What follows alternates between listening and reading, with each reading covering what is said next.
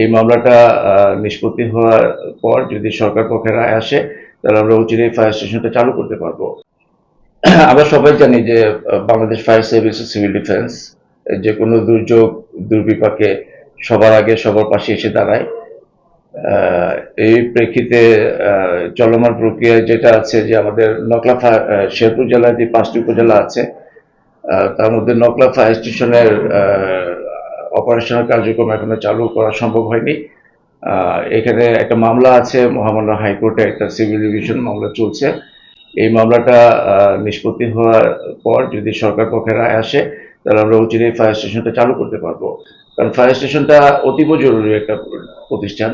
কারণ আমরা যখন নকলাতে কোনো দুর্ঘটনা ঘটে, তখন শেরপুর কিংবা নাগদাবাড়ি ফায়ার স্টেশন গিয়ে এখানে কাজ করতে হয়। এতে কিন্তু জনগণের সম্পদ জানমালের ব্যাপক ক্ষয়ক্ষতি হয়ে থাকে। তো এটা সিভিল ডিভিশন মামলাটা আমরা কার্যক্রম আমাদের ডিপার্টমেন্টের পক্ষ থেকে এটা আমরা আইনগত পদক্ষেপ নিয়েছি। আমরা চেষ্টা করছি দ্রুত এটা হিয়ারিংটা হয়ে গেলে আশা করছি যে আমাদের পক্ষে রায়টা আসবে। আর আরেকটা বিষয় আমি জানায় রাখি, যেটা হচ্ছে আমাদের গাড়ি পাওয়ার জনবল, আমাদের অপারেশনাল কার্যক্রম করতে গেলে যে গাড়ি পাওয়ার জনবল লাগে, প্রয়োজন হয়, এগুলো কিন্তু সবকিছু আমাদের অলরেডি চলে আসছে। তো আমরা শুধু এই হিয়ারিং এর অপেক্ষায় আছি। হিয়ারিংটা হয়ে গেলে আমাদের পক্ষে যদি রায়টা আসে, তাহলে আমরা খুব দ্রুত আশা করছি যে স্টেশনে অপারেশনাল কার্যক্রম চালু করতে পারবো।